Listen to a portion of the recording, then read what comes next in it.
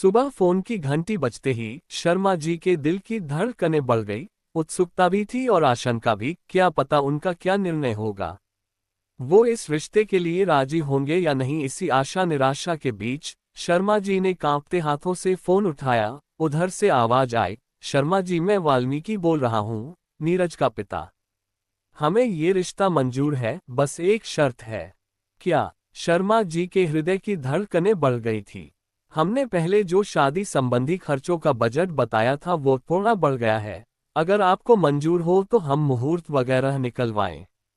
कितना? ज्यादा नहीं, यही कोई 10-15 लाख रुपयों का अतिरिक्त इंतजाम करना होगा। ये तो आप कर ही लेंगे, लेकिन देखिए शर्मा जी, हमने अपना निर्णय आपको बता दिया, अब आगे आपकी मर्जी।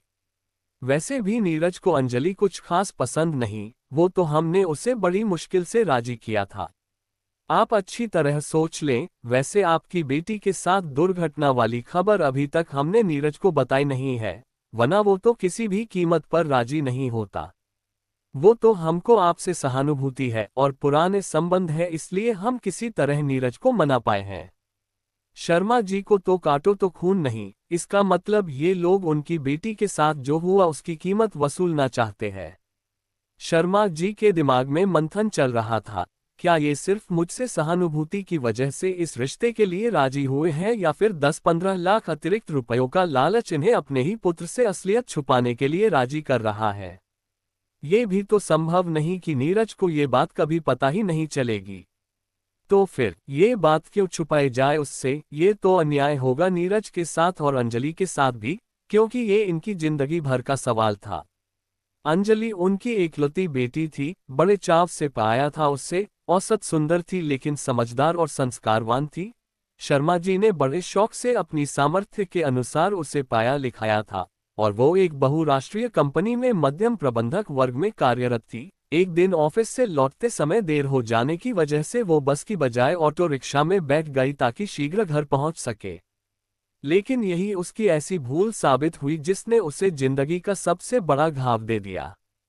उस रिक्शा चालक ने अपने दोस्तों के साथ मिलकर उसका बलात्कार किया और उसे सड़क के किनारे फेंक कर भाग गया। चाहते हुए भी शर्मा जी अपनी शिकायत दर्ज नहीं करा सके, कुछ तो पुलिस वालों की उदासीनता और कुछ पत्नी के विरोध की वजह से। पत्नी को बदनामी का डर था कि ये खबर फैलने पर बेटी से शादी कौन करेगा। अंजलि का दर्द मां नहीं समझ सकी, और अंजलि मां की बीमारी और परेशानियों को समझकर अपने टूटे सपनों के साथ अपमान के उन क्षणों को ढोती रही। वो जानती थी चुप बैठ जाना कायरता है, हिम्मत भी थी, लेकिन घर की परिस्थितियों ने उसे मजबूर कर दिया था। आत्महत्या करने का विचार भी आया था, लेकिन परिस्थितियों से लड़ने की उसकी ताकत ने इसे कायरता समझा। अब वही प्रश्न शर्मा जी के सामने खड़ा था और निर्णय लेना था। शर्मा जी की परेशानी ये नहीं थी कि इन्हें पता कैसे चला, बल्कि वो से सोचकर चिंतित थे कि कहीं वो अपने बेटी को इनके घर ब्याह कर कोई गलती तो नहीं कर रहे। जिन्होंने उनकी बेटी की इज्जत की कीमत 10-15 लाख रुपए लगाई है और शायद ये जिंदगी भर उसकी कीमत वसूलते रहेंगे।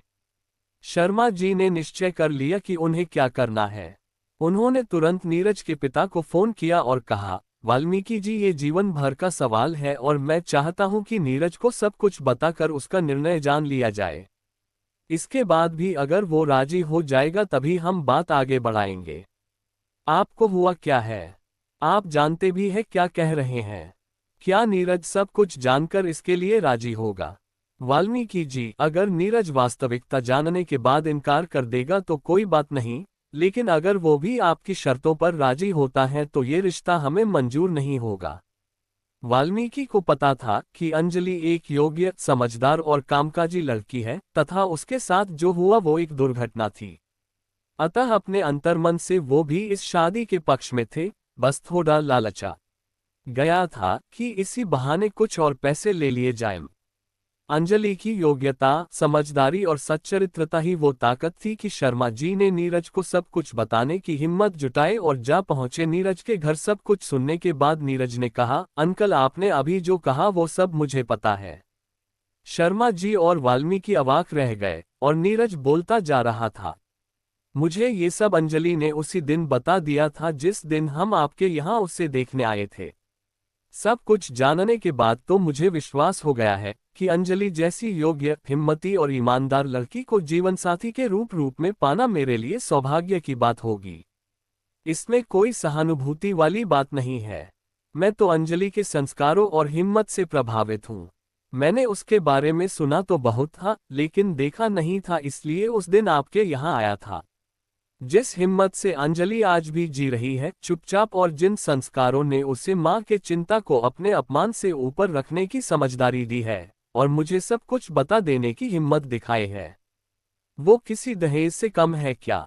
चाचा जी, आप फिक्र न करें, उसकी ईमानदारी, हिम्मत और उसके संस्कार ही मेरे लिए सबसे बड़े दहेज हैं। मुझे अगर आप उसके योग्य समझे तो मैं खुद को धन्य मानूंगा।